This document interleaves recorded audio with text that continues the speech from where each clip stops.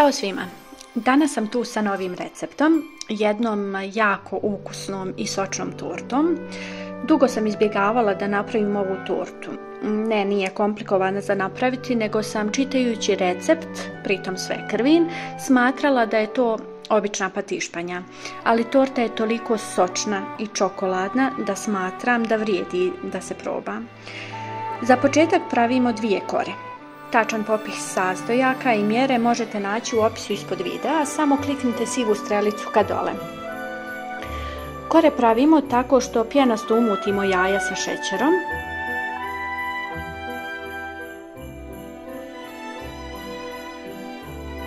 Zatim dodajemo ostale sastojke.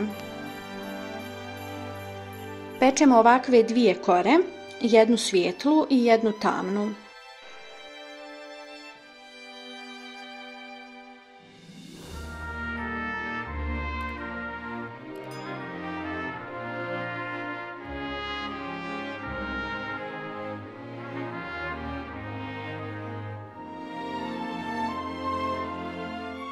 Kore pečemo u šerpi promjera 26 do 28 cm i pečemo ih nekih 20 minuta na 180 ili 200 stepeni.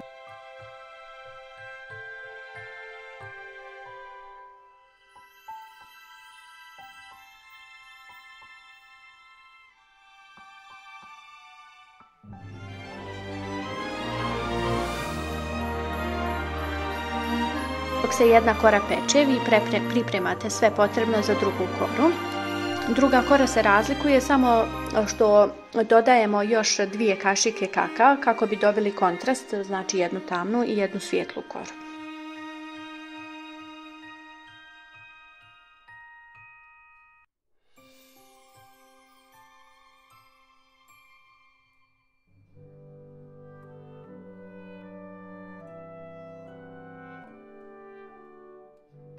Ispečene kore je potrebno dobro ohladiti i prerezati na pola.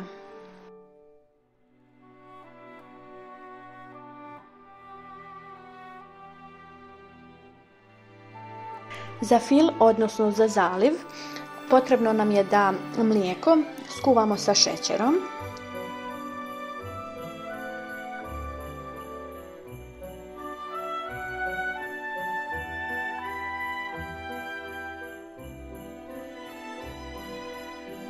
Odnosno kada se šećer rastopi, dodajemo jedan čitav margarin i 200 g čokolade.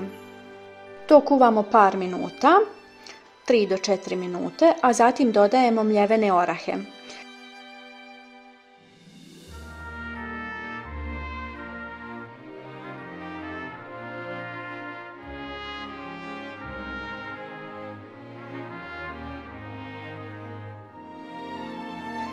Sve zajedno kuvamo još nekih par minuta, ne više od 5.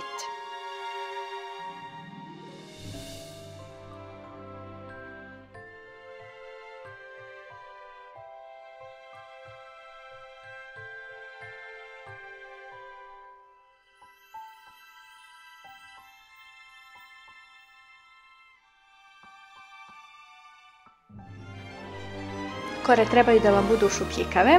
To zavisi od pjenasto umućenih jaja.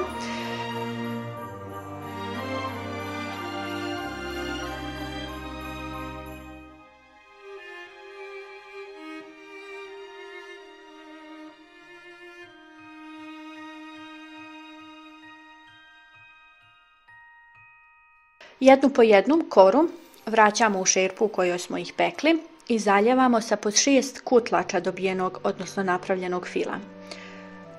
Kore stavljamo na izmjenično, žutu ili crnu, sasvim je svejedno kojim ćete redoslijedom. Potrebno je da se kompletan fil utroši. Ovako pripremljenu tortu ostavljamo u frižideru da odstoji preko noći.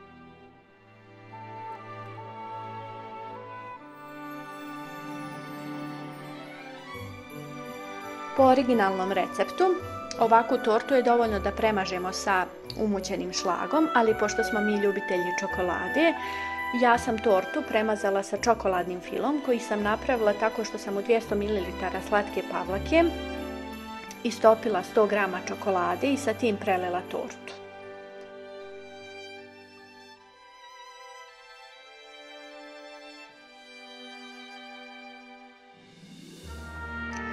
Tortu koja je ostajala preko noći izvrnemo na tacnu i prelijemo sa čokoladnim filom.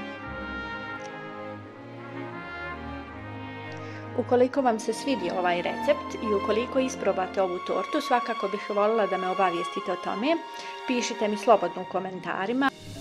Lajkujte ovaj video, pretplatite se na kanal, mnogo mi znači vaša podrška. A mi se vidimo u nekom novom receptu. Do tada, veliki pozdrav!